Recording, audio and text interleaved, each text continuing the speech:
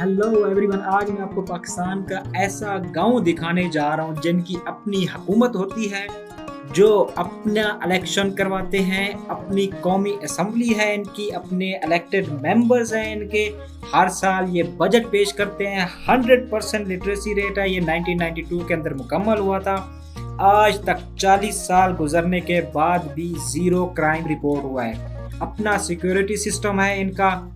तालीम का जदीद निज़ाम इनके पास मौजूद है। सेहत की आला से आला सहूलियात इनके पास मौजूद हैं। इन्वायरमेंटल प्रोटेक्शन पॉलिसीज़ ये बनाते हैं। सेवरेज का ऐसा आला निज़ाम मौजूद है इनके पास। अगर बारिश आ जाए, बारिश ख़त्म होने के 2 मिनट 5 मिनट के बाद आपको पानी नज़र ही नहीं आएगा। स्पोर्ट्स की आला फैसिलिटीज़ हैं, बहुत ज़बरदस्त ग्राउंड्स बनाए हुए हैं इन्होंने।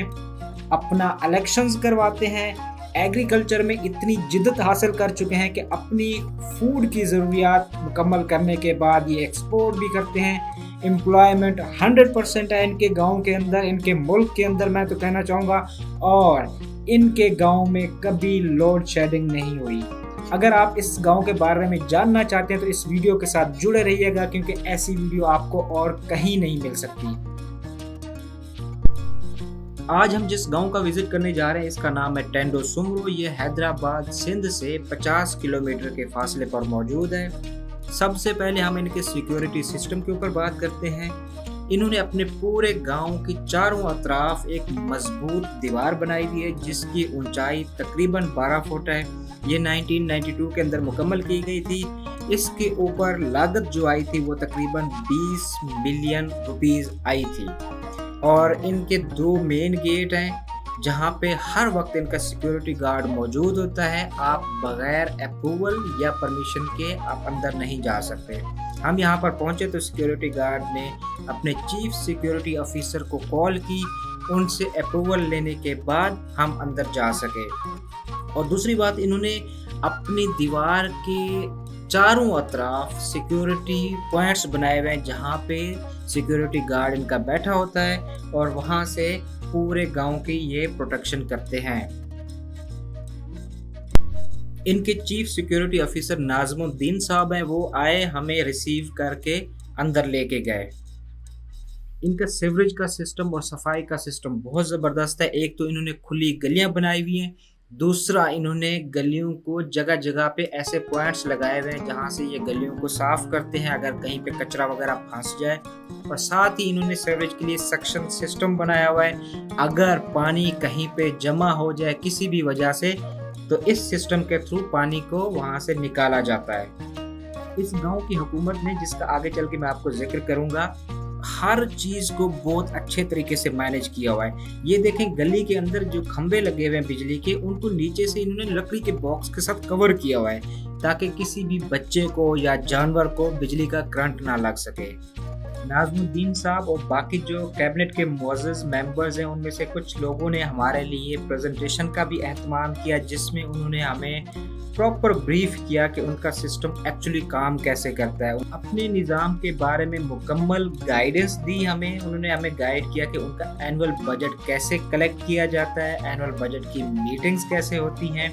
इनका जो एनुअल बजट बनता है ये टोटली कंट्रीब्यूशन की बेस पे होता है। जो लोग जितना डोनेट करना चाहें, किसी के ऊपर ज़बरदस्ती नहीं की जाती, लेकिन जो लोग सबसे ज़्यादा कंट्रीब्यूट करते हैं तो डिसीजन मेकिंग में उनको ज़्यादा अहमियत दी जाती है।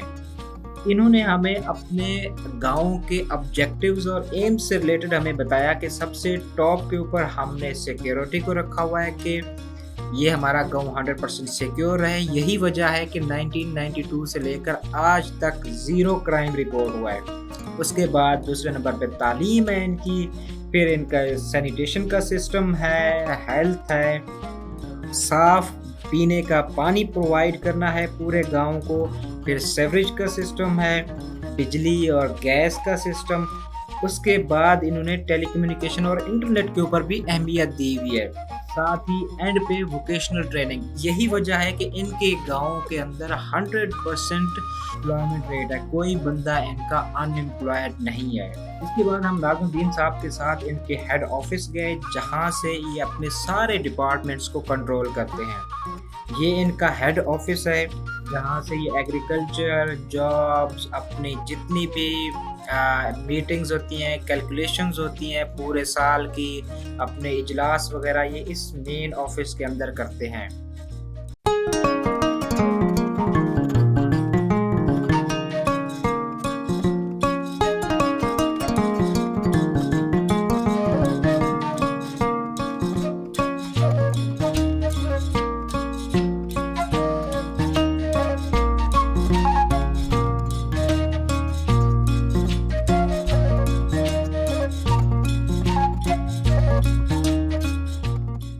एग्रीकल्चर में इनका गांव बहुत तरक्की कर चुका है। सबसे पहले ये अपने गांव की ज़रूरियात पूरी करते हैं, गांव की ज़रूरियात पूरी करने के बाद ये एक्सपोर्ट भी करते हैं।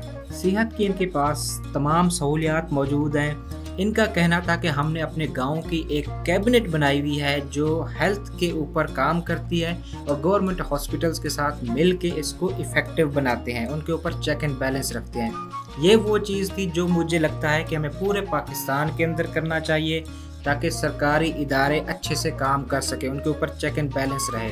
उसके बाद हमने एक प्राइमरी स्कूल का विज़िट किया है। एजुकेशन सिस्टम में भी उन्होंने वही सिस्टम बनाया हुआ है जो कि हेल्थ का है।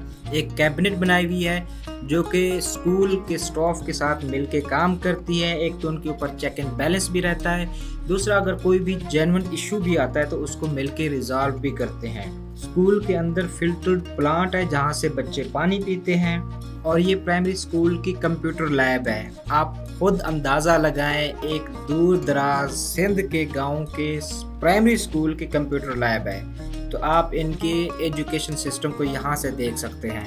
इन्होंने ग्राउंड्स भी बनाए हुए हैं जहाँ पे गांव के बच्चे जाके खेलते हैं। टेली कम्युनिकेशन और इंटरनेट के लिए इन्होंने डेडिकेटेड टावर्स लगवाए हुए हैं कंपनीज की तरफ से।